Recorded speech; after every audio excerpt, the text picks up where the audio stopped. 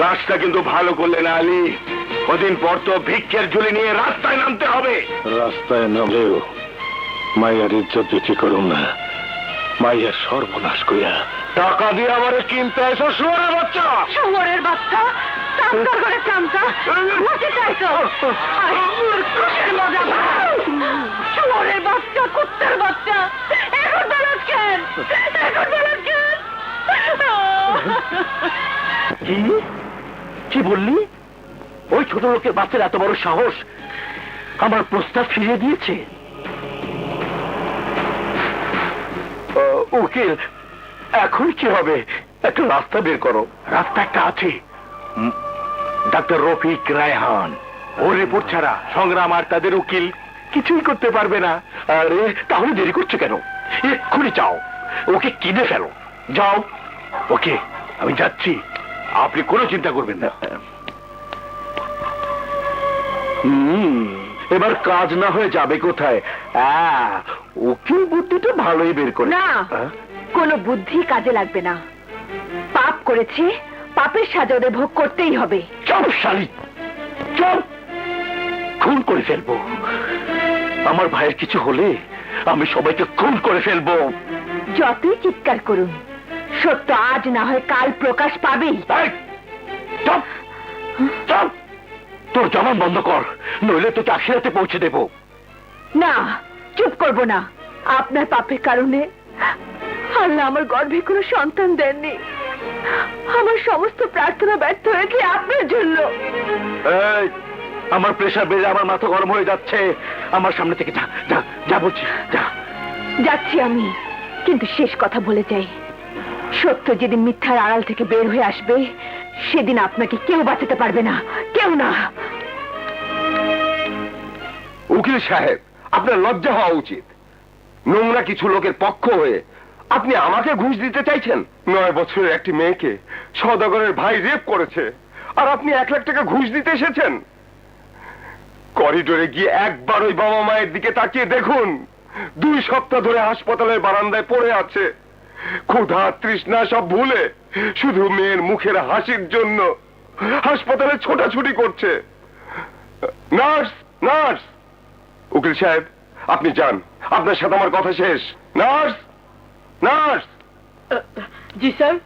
তোমাকে যে আলী আর তার স্ত্রীর খাবার দাবারের আয়োজন করতে বলেছিলাম, করেছো? এক্ষুনি পিয়নকে পাঠাচ্ছি। পিয়নকে পাঠাচ্ছি মানে? তুমি নিজে যাও। গো। Okay sir. উকিল সাহেব, আপনিও যান। লজ্জা শরমের মাথা তো আগেই খেয়ে বসে আছেন, অন্তত চক্ষু লজ্জাটা তো থাকার দরকার। যান।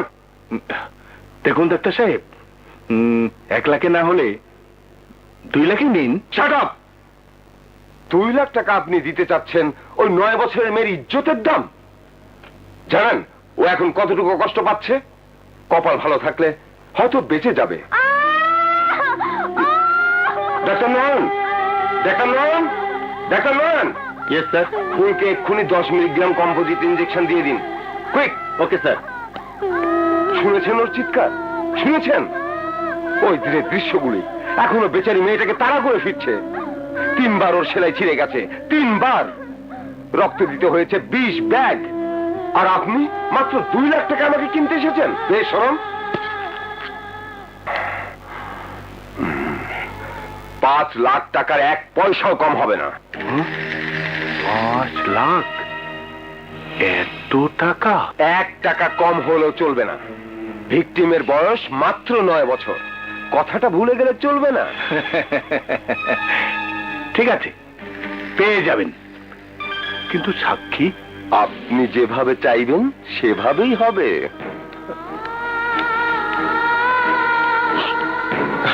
ডাক্তার সাহেব, আমার ফুলের কি অবস্থা? ভালো, আগের চেয়ে ভালো। ওনাকে ভেতরে পাঠিয়ে দিন। তুমি যাও। আলী, তুই খুব বোকা রে আলী। মেয়ের জন্য তোকে 25,000 টাকা দিতে চেয়েছিলাম, নিলি না। কিন্তু আজ ডাক্তার রায়হানকে অনেক টাকা দিয়ে কিনে নিয়েছি। ওই ডাক্তার রায়হান সোমবার দিন আদালতে দাঁড়িয়ে বলবে ডন আর শাহী ওই ফুলকে কখনো রেপ করেনি। কাগজপত্র সব ডাক্তার বানিয়ে দিয়েছে। এক চুটকিতে ডন আর শাহী রিলিজ পেয়ে যাবে। তোর মেয়ে যদি বেঁচে যায় তাহলে তো ভালোই, কিন্তু যদি মরে যায় বিপদে পড়বি আলী। ঢাকা শহরের কোন কবরস্থানে তোর মেয়েকে কবর দিতে পারবি না। কুত্তার বাচ্চা, আমার ফুল মরবে না, মরবি তুই শুয়োরের বাচ্চা।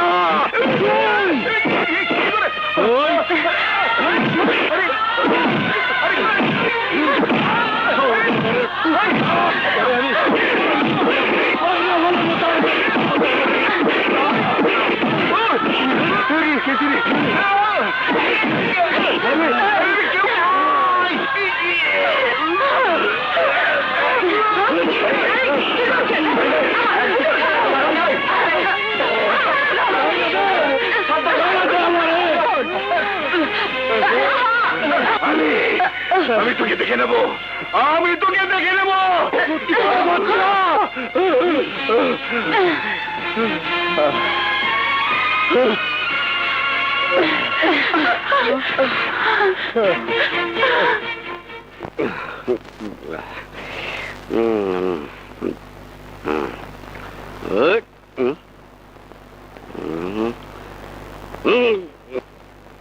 কে?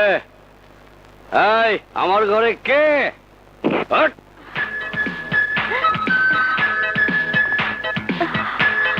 তুই তুই আবার এসেছিস? কেন আসবো না?